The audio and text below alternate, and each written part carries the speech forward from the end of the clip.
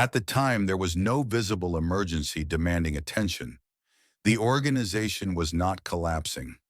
Revenue had settled into a predictable range after years of steady performance. Leadership was not facing public scrutiny, activist pressure, or regulatory confrontation. From the outside, the institution appeared stable enough to be unremarkable, mature, orderly, and largely uninteresting. That lack of urgency mattered. Over a long period, the surrounding system, competitors, analysts, regulators, market observers, and even internal oversight layers, had quietly shifted how it processed information. Attention no longer followed outcomes directly. It followed signals that had become familiar through repetition. Announcements were interpreted as intent. Visibility was interpreted as ambition. Silence was interpreted as delay. These interpretations were no longer debated. They had hardened into reflex. The system believed it was observing reality, but in practice it was observing patterns reacting to other patterns. Organizations that narrated their movements attracted scrutiny. Those that explained themselves invited constraint.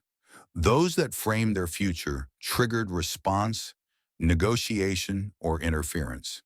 Silence, by contrast, had become background, not suspicious, not strategic, simply ignored. This conditioning did not emerge suddenly. It accumulated gradually, reinforced quarter after quarter by incentives that rewarded commentary over substance. Analysts expected guidance calls. Regulators expected disclosures. Competitors monitored press releases more closely than operational behavior. Eventually, the system stopped watching behavior altogether. It watched noise. Inside the organization, this created an unfamiliar tension. Direction became less explicit. Timelines were no longer narrated in the way they once had been. Certain initiatives stopped appearing in public-facing discussions, even though they continued internally without interruption. Questions lingered. Meetings ended without conclusions being restated. Internal communications became shorter, more procedural, less interpretive. Speculation filled the space where explanation had once been routine. But speculation does not create resistance. It consumes attention without applying pressure. While external observers debated what the quiet might indicate, something subtle became apparent inside the organization. Resistance only appeared when expectations were activated. Pressure followed attention. Scrutiny followed signaling. Where there was no signal, there was no response. That realization did not arrive as insight, doctrine, or strategy. It arrived as absence, unchallenged, unexplained, and therefore untouched. And within that absence, space began to open. The decision did not arrive as an announcement. There was no internal declaration explaining a new direction, no language crafted to reassure stakeholders, and no attempt to reframe uncertainty as discipline. Nothing about the choice was designed to be memorable or motivational. In fact, it was structured to be forgettable. Leadership did not decide to go quiet. They decided to stop participating in a layer of behavior that no longer produced advantage. For years, the organization had been narrating itself. Every shift was contextualized. Every delay was justified. Every initiative was explained forward, as if explanation itself were a form of control.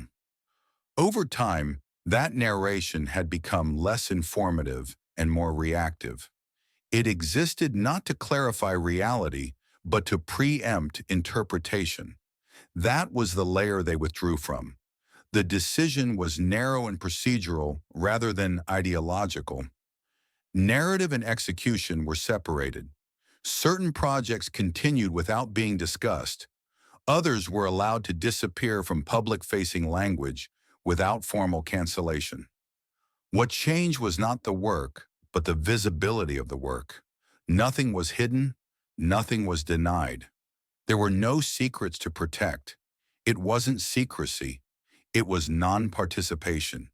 What made this withdrawal easier internally was a precedent few people remembered at the time. In 1996, during a period of quiet internal restructuring, a short internal memo circulated under the working title Project Aspen. It never appeared in public disclosures and was not referenced in subsequent earnings calls. The memo argued that the organization's greatest exposure was no longer operational risk, but interpretive risk, the cost of being prematurely understood by external observers. The recommendation was not to hide activity, but to delay explanation until dependencies had already been resolved. At the time, the memo was treated as theoretical. No immediate policy followed. It was archived, largely forgotten, and never formally adopted.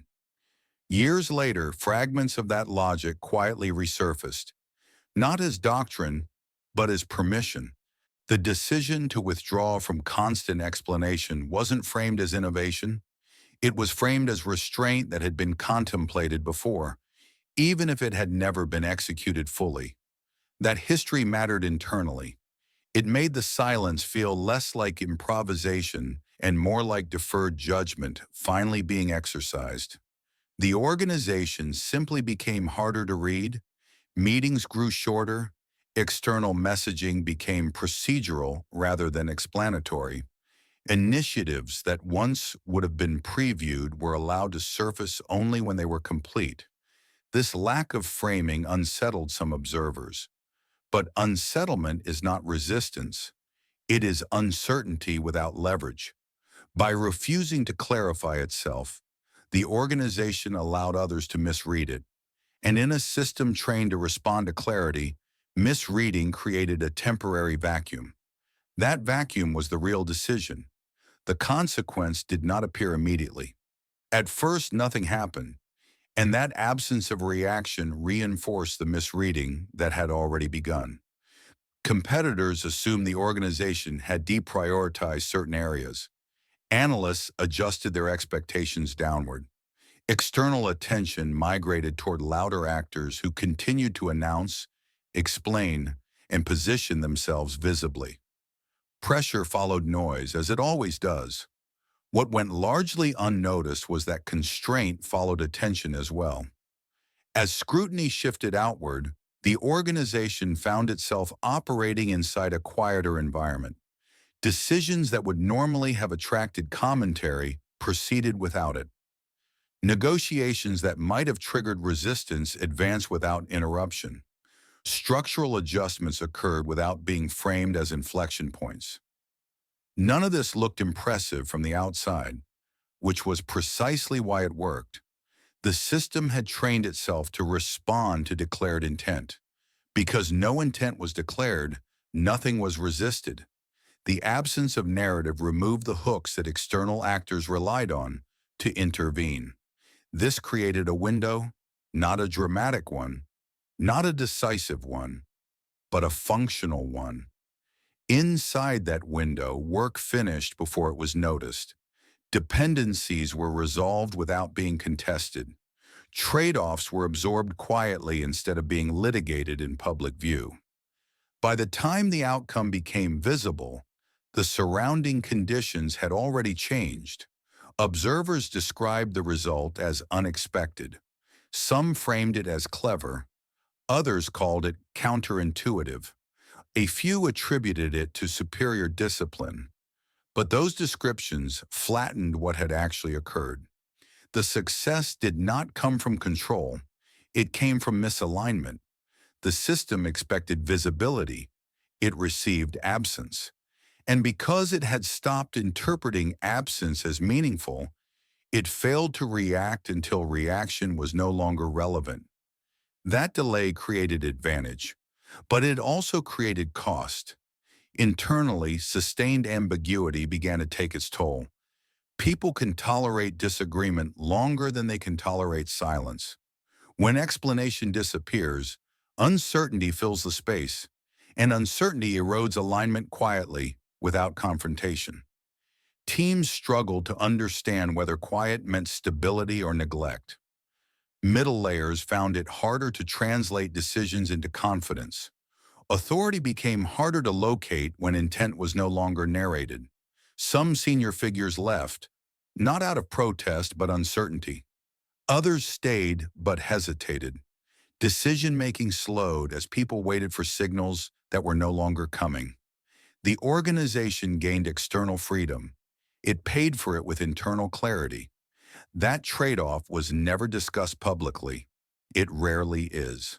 This is the point where the story is usually simplified too aggressively. Observers isolate the visible behavior, restraint, silence, absence, and treat it as a reusable idea. The narrative becomes portable. It suggests that quiet itself was the advantage, that withholding explanation created leverage, that unpredictability was the source of success.